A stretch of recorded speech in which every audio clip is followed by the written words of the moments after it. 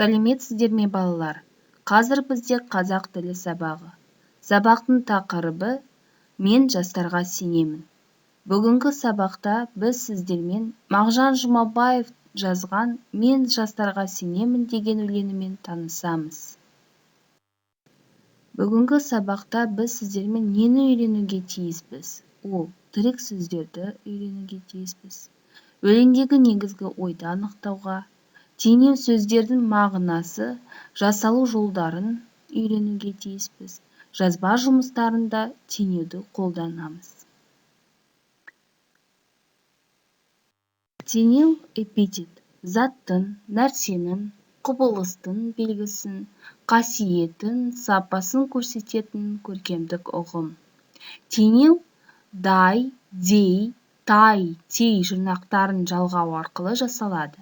Мысалы, күнде жарқыраған, қырандай қалықтап, арыстандай айбатты, құндыз бөріктей көрінді, көктемдей күлімдеп, жұлдыздай жымыңдап, ұршықтай айналған.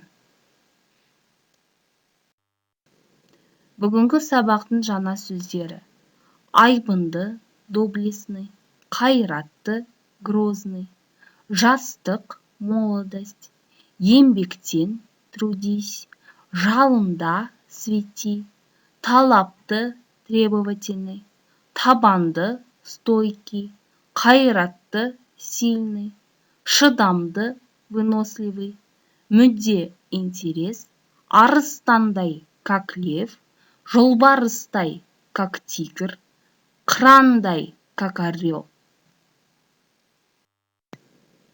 Бүгінгі сабақта біз Мағжан Жұмабаевтың «Мен жастарға сенемін» деген өлеңімен танысамыз. Кітапта 108-ші бетте 3-ші тапсырмада бұл өлең жазылған. Арыстандай айбатты, жолбарыстай қайратты, қырандай күшті қанатты, мен жастарға сенемін. Көздерінде от ойнар, сөздерінде жалын бар, жаннан қымбат оларға, мен жастарға сенемін. Мен сенемін жастарға, алаш атын аспанға, шығарар олар бір таңда, мен жастарға сенемін. Алан, бұл қандай өлең? Ақын Мағжан Жұмабаевтың «Мен жастарға сенемін» өлеңі. Қызық, Мағжан ата өлеңді неліктен «Мен жастарға сенемін» деп атаған? Ақын «Мен жастарға сенемін» дей отырып, жастарды айбатты, қайратты, талапты, шыдамды, табанды болуға шақырған. Түсінікті. Алаш атын аспанға, шығарар олар бір таңда деген жолдардың мағынасын енді түсіндім. Жастарға артылар сенімде міндетте көп екен. Елдің туын биік ұстау керек екенін айтқысы келгендей. Дұрыс айтасың, Мағжан ата жастарды табысты еңбектенуге шақырып, ел мүддесін естен шығармауын баса айтқан. Иә, мысалы, Димаш Құдайберген жас әнші болса да, бір таңда Қазақстанды бар әлемге танымал етті. Шетелдіктер оның әндері арқылы қазақ тілін үйреніп жатыр. Дәл солай, жастар өнерде, ғылымда, еңбекте үздік нәтиже көрсететін болса, қазақ елін әлем танитын болады.